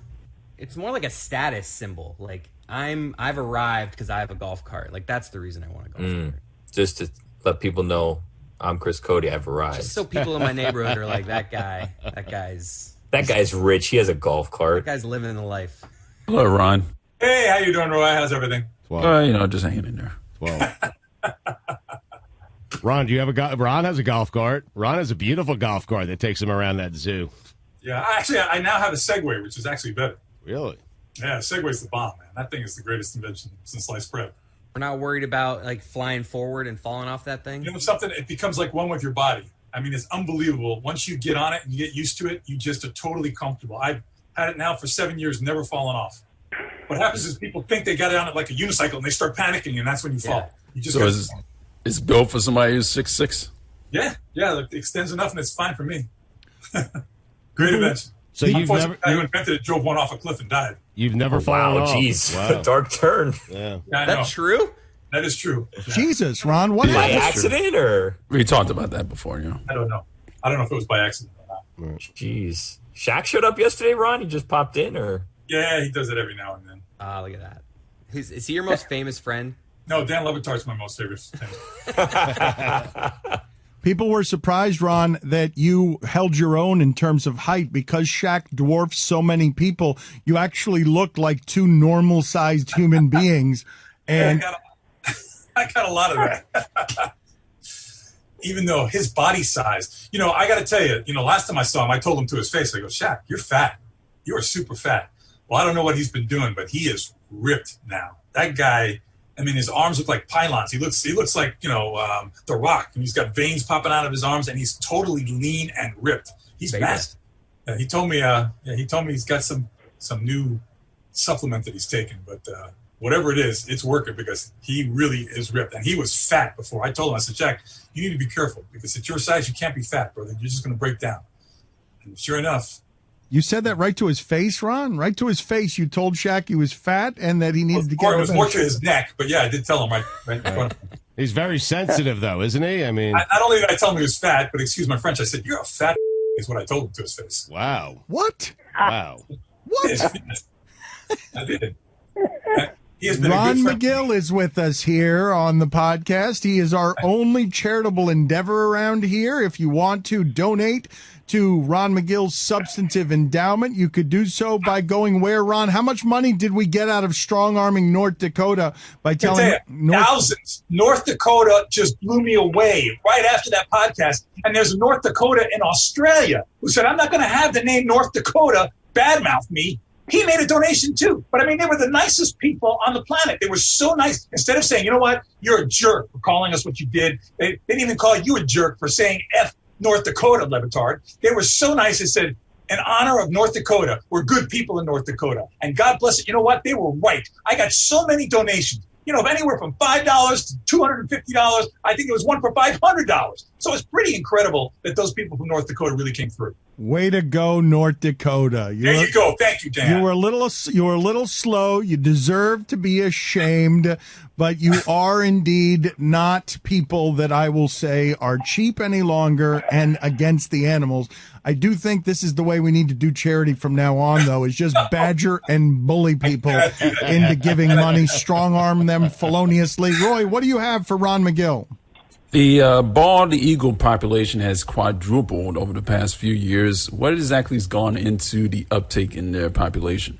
Well, just protection. You know, the Bald Eagle Act came through. They protected these birds. They took DDT out of the environment, which was killing these birds because their eggshells would not sustain the weight of the egg when it was brooding the eggs. They broke the eggs. Why are you laughing? No, because Greg Cote's coughing in the middle of you talking. Because he's Greg Cote. He's just been doing bad things to the show. I'm sorry to have stopped you. Yeah. You're not. Go ahead, Ron. I'm sorry to have interrupted. The bald eagle. Now, listen. I just rescued a bald eagle chick where the nest was blown down here in South Miami, in the middle of a big, very exclusive neighborhood. They made a nest. Unfortunately, the wind blew the nest down. A chick fell, but we rescued that chick, and hopefully I'll be able to release it back into the wild. Just had surgery yesterday. Was in surgery with the bald eagle yesterday to repair the wing. Hopefully it will recover. We'll release it back into the wild. But if we don't, I'm going to have it as an ambassador animal, an animal that I can take to schools and take to people so you can look at a bald eagle eye to eye. Because let me tell you something. When you make that connection, when you look at a magnificent animal like that eye to eye, you will become, you'll fall in love with it, you'll become impassioned by it, and you'll become empowered by it. And that's what we need to do. We need to connect more people to wildlife. Do you see a lot of bald eagles down here in South Florida? Well, I do. Yes, we do. We have one here at the zoo that comes in. Sometimes it takes like our $300, $400, $500 koi out of the pond. And I can tell, the director kind of goes, oh, God, it hurts. But listen, I love it. I think this is beautiful. It's coming from some expensive sushi here at Zoo Miami. Billy, what do you have for Ron McGill? Ron, Godzilla versus Kong comes out tomorrow. Yes. Who would win in a fight, Godzilla or King Kong? Well, now, I'm going to have to go with Godzilla only because Godzilla's got the flame-throwing capability, okay? Kong only has his strength. Godzilla can be back a distance. He doesn't need strength. He can just torch the poor gorilla, okay? So, now, if it's going to be a big lizard that cannot fire flame out of his mouth, Kong's got it all the way. But here we got Godzilla that, and all the freaking flame comes out. It's over. I mean, the gorilla doesn't have a chance, guys. Do you have a favorite among the animals? Do you have a favorite where you prefer one of the animal superheroes more than the others? I mean, I've always loved Kong. I love Kong because he was misunderstood. Kong had compassion. He had empathy. He was protective. Superhero. He had love. He loved her. Okay, and that's special. I don't like these superheroes that are not gullible. They don't have a soft spot in them. Kong has a soft spot, and it was good and reflective of what gorillas really are. They're gentle giants. They're not the malicious monsters people make them out to be. And that was the doom of Kong, right? Because people misunderstood Kong. Just misunderstood. We don't want that to happen to real gorillas. So hopefully people will learn to listen from Kong and say, listen, he's just a gentle giant. Leave him be. Do not take him out of his environment. Let him keep his environment. You ruin an environment. You cut down the jungle. You take an animal out of the forest, and you put him in a metropolitan area like that. He's doomed. He's doomed. You think King Kong and Godzilla are superheroes? You nerds. They're kaiju. I got stuck. I didn't know what to call them. I didn't know. You're so right. I feel so ashamed. Of course, I should obviously know that they're kaiju. Monsters. They're not monsters, Roy. Don't say that, Roy. Godzilla's a monster, but not Kong. Well, Godzilla is, yes. No, Godzilla's misunderstood too, Ron. They're all kaiju. Really? Freaking guy goes into cities and starts flamethrowing and killing everybody on purpose? It's not flames. It's a nuclear blast. I mean, Jesus, watch a movie. Is that what that is? Is that a nuclear blast that comes out of his mouth? It was created by radiation in World War II paranoia. That's why he has Pacific Rim origin, because they were especially heightened to that sensitivity, if you catch my drift. For this show, Mike. You're too smart for this. Are you guys doing this again? What? Stop it, please. Come on, let's just do one of these things. Doing what? What are you talking about? A Dan Le Batard email. That's what, okay? Why would I be getting an email from Dan Le Batard when I'm speaking to him live on a podcast? Chris, you wanted to ask McGill something about his giant endowment? Yeah, what can people do to donate to it? No, that's not what Chris. I was like, "What are you?" Chris, asked that already. Chris, do you have? Chuck Norris? Did you, Chris, do you have? It was quick work on your feet. Chris, do you have in the chat? Yes or no? Name the state that has donated the least beside North Dakota. Did you not just write that? Like, were you not just doing the show with us, or did you forget what you had put in the chat? That's my fault. No. That's my fault. You mentioned the endowment and like which state. If you would have said state, I would have been triggered. That's my bad, Dan. Ron, what is the second least donated state besides North Dakota? Let's smoke them out. Keep that all in, Mike. They're tied. It's a tie between Mississippi and Maine. The classic M's. Wow. I hate both those states. Yes, Mississippi and Maine. Of course, Mississippi. How weak are you guys, Mississippi and Maine? Both of you, pathetic. You hate the animals. You hate Ron McGill. You're not good people in Mississippi and Maine, and you're not even caring for the animals. You need to give to the endowment or be shamed publicly and nationally. Shut up, Ron. You're out here supporting monsters like Kong. You're out here. Not a monster. He's a kaiju. He's not a monster. And listen, people have had a lot of. Mississippi's had some floods. It had some rough times, man. I understand people have priorities. So there have been people that have donated from both those states. It's just that they're on the lower part of the poll. Your endowment is always my priority, Ron. I was actually thinking of this question yesterday when we were talking about off air. We were talking about the sheer size of not only your endowment, but Zoo Miami. I was wondering, have you ever had drifters and vagabonds camp out in lesser-known parts of your zoo, and you've had to kick squatters out? No, we do a sweep at the end of every day. Security does a sweep throughout the whole property. We've never caught anybody trying to hide. We've had people, like we used to have concerts here at the zoo. We had a concert series, but we stopped that because people just could not. They would be overserved. Let's put it that way. And we had people, You called it brew at the zoo, Ron. No, the brew at the zoo is a different thing. But I saw Vanilla Ice there. I was hammered. Me too. I saw an alien ant farm, and the dude kept asking the audience for cocaine. Yeah, well, listen, Joe Walsh couldn't even finish his set. Kind of passed out on the stage. It was really embarrassing. That was before he went and got rehabbed and got fixed up to do the Eagles the right way. But no, we've had some oldies too. We've had like Doc Severinsen. We had Richard Marx. We had American Three Dog Night. That was a great concert. Richard Marx.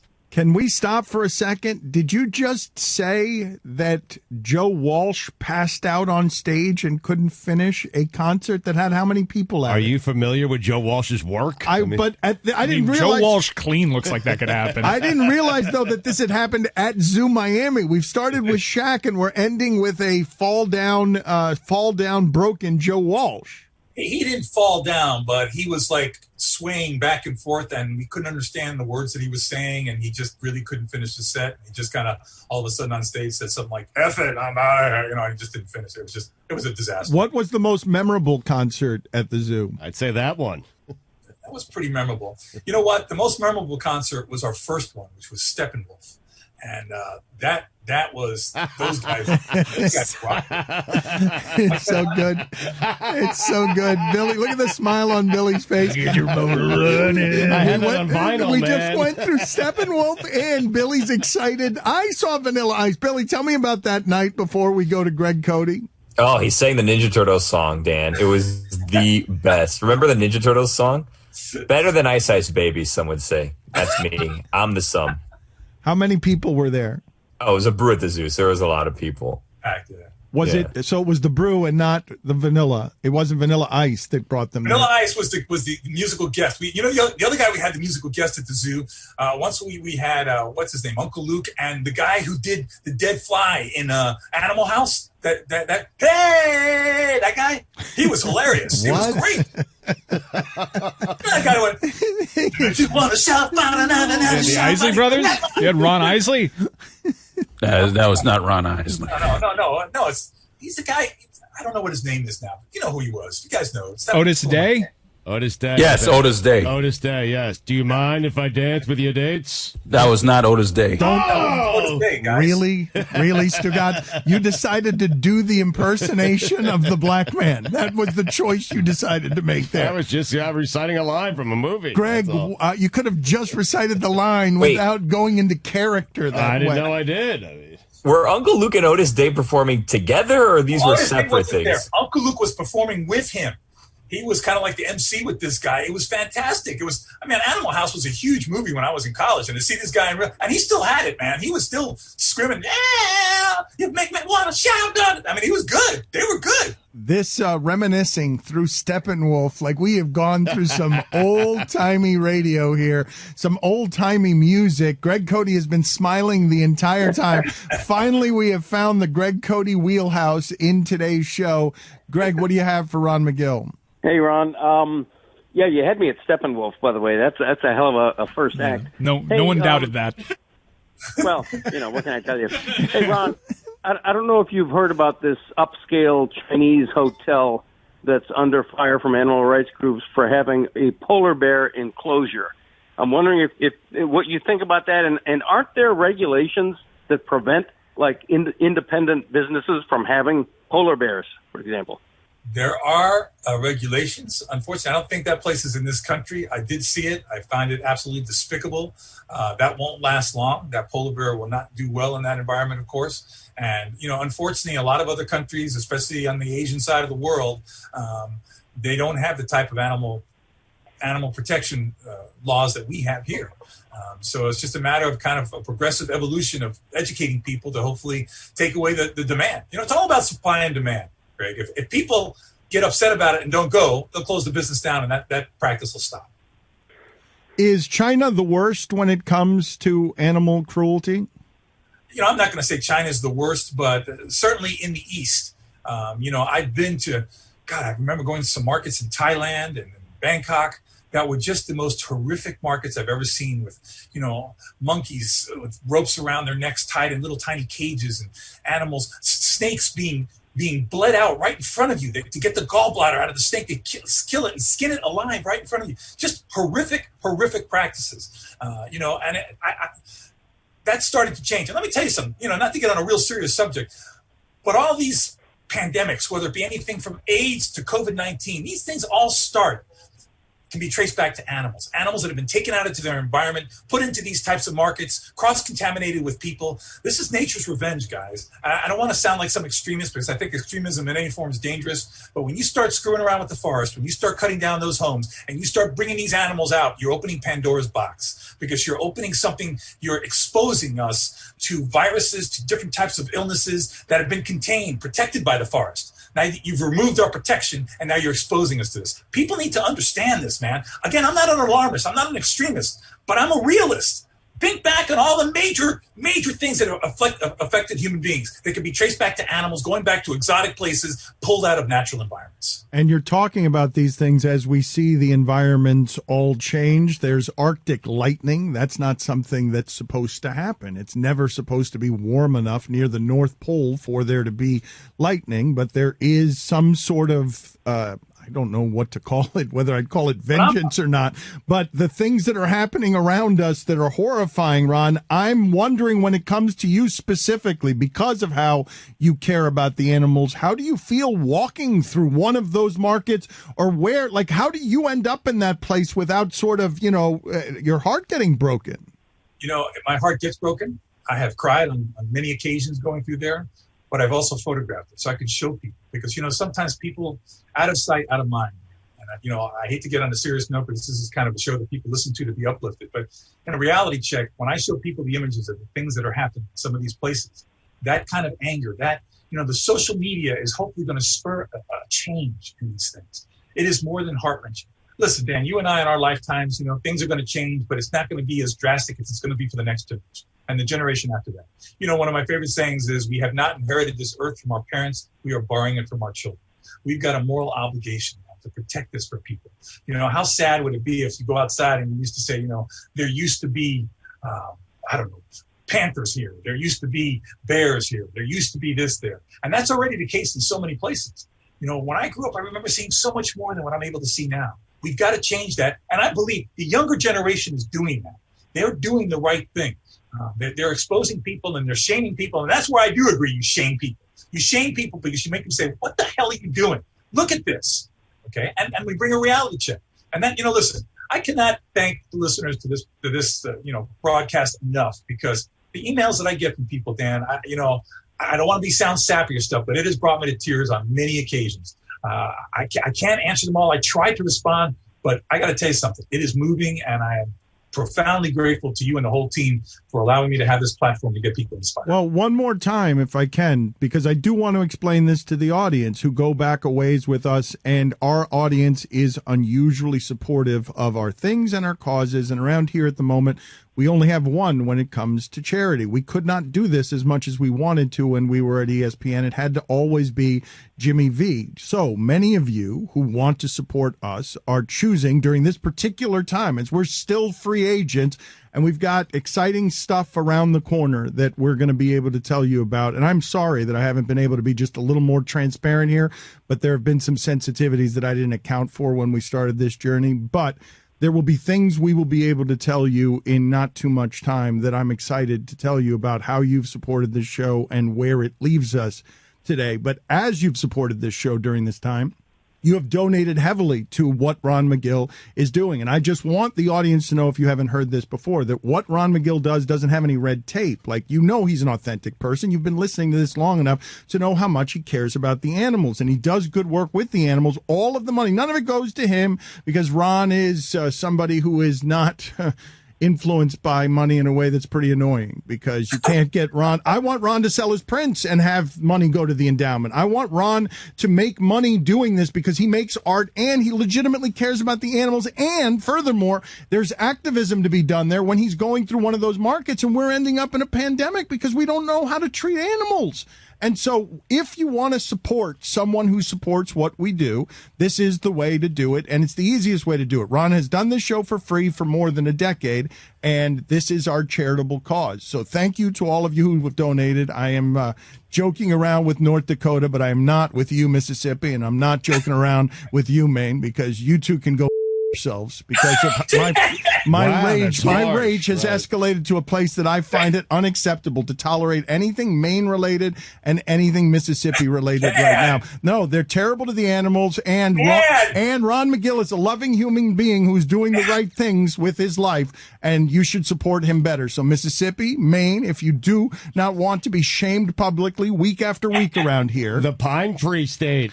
I will continue to say as loud as I can with as much reach as I have, you Mississippi and you Maine. The Magnolia States.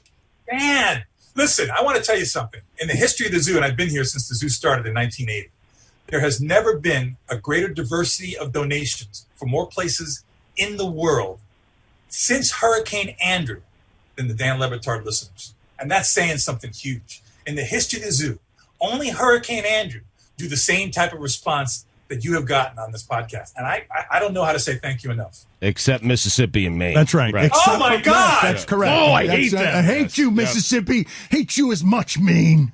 I think that, first of all, Maine has the most beautiful fall in all the United States. Oh, shut up, Ron. Shut up, Ron. Get out of here, Ron. It is beautiful. Fiery Shut up. intensity. Shut up. You and your mustache. All right, let's take a minute and welcome in Rex MD to the Dan Le Batard Show with Stugotz, the Dan Le Batard and Friends Podcast Network. We appreciate their support. We welcome them. Guys, take care of the people who support this show. That's all we ask. Listen, men's health doesn't get much attention, and that's partly our fault. It is. We don't like going to the doctor. We definitely don't like talking about sensitive issues. Here's the thing.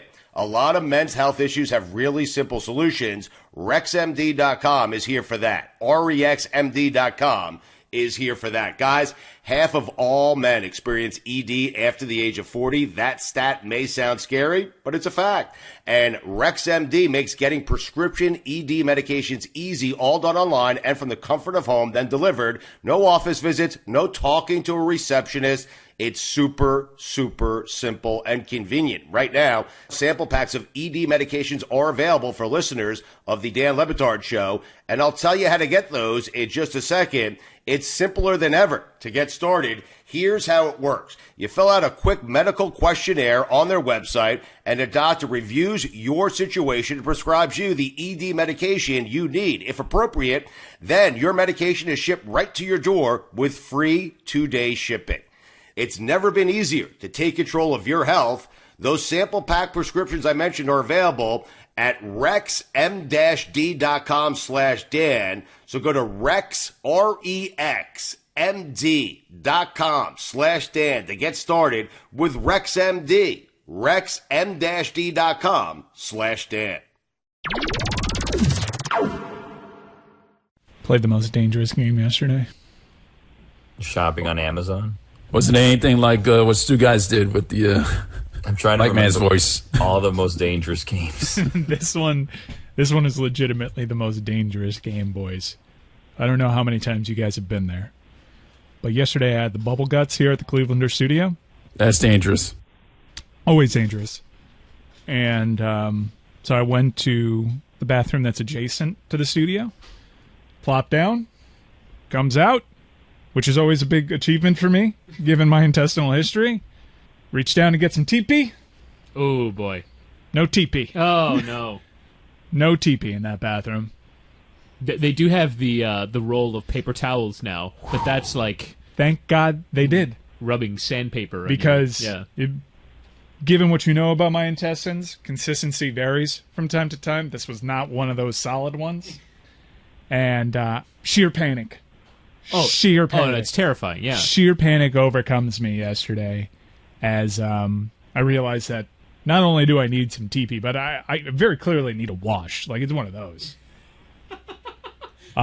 So I reach down, nothing there.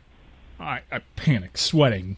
And then I remember there's that roll of paper towels that is like sandpaper on that sink across the way, but I'm in the stall. Somehow it's coffee stains. I don't know how that happened. happened. Know how that happened. Well, it may not even be coffee stains after I get done with this. So I get up. There's no way to, because I didn't plan on this situation occurring. There's nothing in the stall that I can wipe with. So I have to get up, unlock the door, hope to God no one else is in there or no one else burst in as I dart to the sink, take the entire roll with me, and I take it back to the stall. Was there a fear of like crab? Because there's another bathroom on this floor, but nobody uses it. So was there like a thought to crab walk to that bathroom? No. I was crab walking, thankfully, just to the sink, and the consistency of everything was just bad. It was like the Avengers assembling of unfortunate events, and luckily this roll of paper towels was there for me. Dropped it into the sink, which has an automatic sensor, and so the entire roll got wet because it's just this giant thing, and I was doing everything very quickly. But thankfully I waddled back in here, fresh as a daisy, unbeknownst to anyone else, and I didn't have stains. However, it had me thinking, what would I have done had that roll of paper towels not been on the sink just outside the stall? I mean, you could have called me. I could have like run downstairs and gotten some toilet paper. It had run through my mind. I was like, how am I gonna? Because it's an automatic faucet, so I'm like, do I have to turn my ass up and wave my hand underneath it? Turn the sink into a bidet? Splash it up? This was the first thought before. I could just call Whitty, who was busy. But you were busy. But I also had a great deal of shame about it. And I didn't want... It's not your fault there's no TP in the bathroom. I didn't want to call you and be like, hey, can you do me a favor? I'm very vulnerable here. The more likely scenario I had painted in my mind was me lifting my bare ass to an automatic sink and flushing it out. But yeah... I'm really okay. Like, it's okay that you have to take a shit during work sometimes. Yeah. Chris, what would you... if you found yourself in that situation, what would you have done? I would have done what you did. Lift your ass to the sink? You wouldn't have thought to call? No. I would. Like, that's just you don't want to involve somebody else in something like that. Yeah. You just need to handle it on yourself. Yeah, I don't want them to walk in and then they're going to make a comment like, whoa, what happened here? No, I mean, I walk in, I leave it on the sink, and then I leave. It's that simple.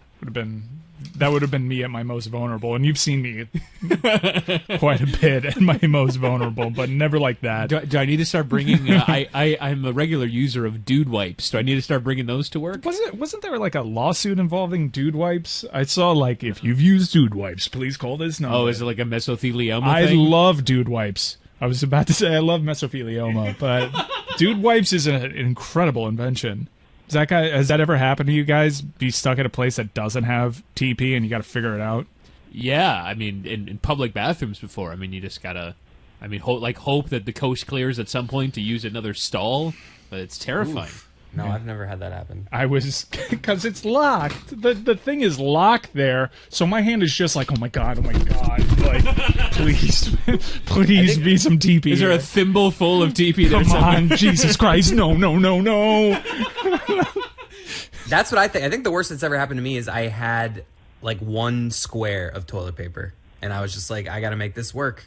It was just impossible. There's no way. You did not make one square of toilet paper work. This story is just not true. No, I mean, You're not MacGyver of shitting. Successfully. I'm not saying I did it successfully. I'm saying I think the biggest conundrum I've ever been in is having very little toilet paper. Walk me through what you do with one square. Yeah, what even would you do with one square you of fold toilet? it up. You fold it up so you can have multiple layers. But what do you grab? Like, do you grab it with like your middle finger and your thumb, like kind of like you were barely trying to hold on to a hair?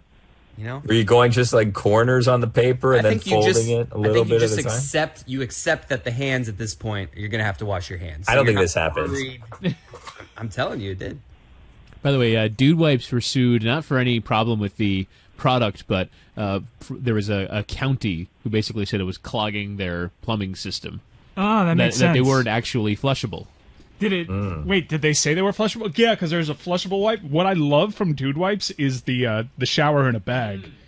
Because I've used that after soccer sometimes. I'm out now. I had like 3 samples that they sent to the radio station back in 790, and they held over so well.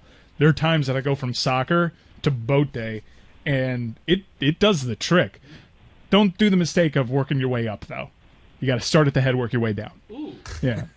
There's a little advice. I didn't realize there was a tactic there. Yeah. You don't want to work your way up. You address, it's a natural instinct to address the more hot regions of one's body first. Avoid that. Start at the face, work your way down. It seems like there's been some innovation here in the realm of shower wipes. There's a company now called Shower Pouch that does this. It's $50 though for a 10-pack, so it's got to be... Pays for itself, I'm telling you. Really? I'm telling you, do that. That's a great industry. If you're on an airplane, on a long flight, ooh, I'm telling you, like that day that we went to the Inter Miami game, and I went straight from the game to Miami. Yeah. Wearing the exact same sports coat. You want to be able to shower in that bathroom. or like when we flew across the Atlantic Ocean and then immediately went to Wembley Stadium. Precisely. You're going to want that shower in a bag. What order do you guys clean yourself in the shower? Like, what's balls the first? balls first. Which Really? Is, yeah, Not yeah. me. I start at the hot zones because you've seen those graphs, right? Where naturally the water cleans you the most, and there's like a hot zone where you have to really get to washing. So I start there. I rinse, and then I move about to the arms. It's just my natural instinct to start at what I deem the filthiest places. You're gonna have to fight that instinct when it comes to the dude wipes, because then you're wiping your face with your ball sweat. Just telling you how it is. I'm going to reveal something that's very odd about myself. I love it. I have a bar of soap that's just for the hot zone. I don't use it for anything How do you else. play? It is my hot zone bar of soap. Not weird.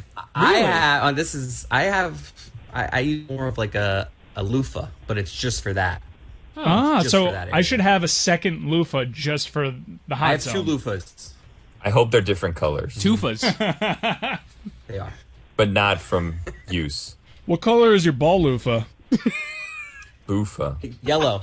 That makes sense. Did you What color color code it did it like that on start? purpose? It was white a few did it months ago. start? It was white a few months ago. No, I honestly changed the ball loofah gets switched out like every couple weeks.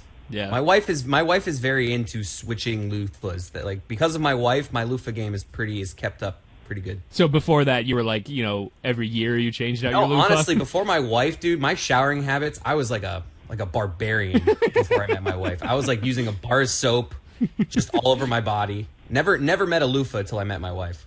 Although we probably do overuse chemicals and body wash and shampoo and things like that. Like we don't actually need to probably. I mean, unless you're like a roofer, you probably don't need to go in with my full on wife makes chemicals fun of- every day. Yeah. My wife makes fun of how much soap I spray onto the loofah. She's like, you just need very little onto that loofah, and you get plenty of soap. And I need full foaming. It's got to be a full foaming action I do everywhere. I decorate a whole cake on the loofah. Yeah.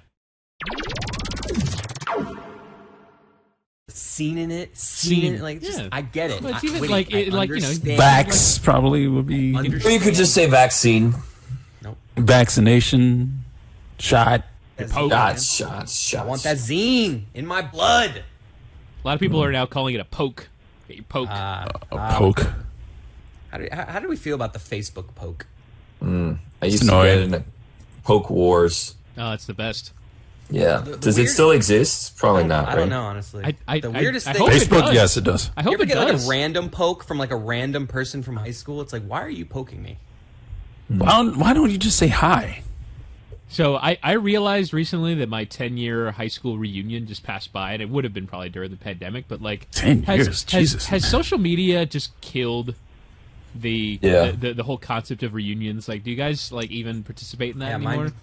I like bought tickets to one. If like I'm older than you, so it was a few years ago, and it didn't ever happen. I went to my 10-year. I got my money back. I got my money back.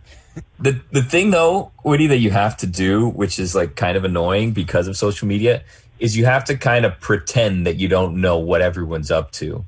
So like you go and you're like, oh, what are you up to? Oh, you have kids? Wow. Like I didn't know that. So and you it's two like, got married, huh? Wow. Yeah. It's like, well, you've liked photos of my children. Like I've completely forgot. Wow. What are you up to now? What do you do for work? And it's like, the answer to all of these questions. You but might be still offending kinda go these through it. people. You might be offending. No. But how else are you going to make conversation? Yeah, exactly. What are you Just going to hit say? him with a blanket. What's new? So I saw you got a new Toyota Sequoia, huh? How's that going? Sequoia, huh? How's that going?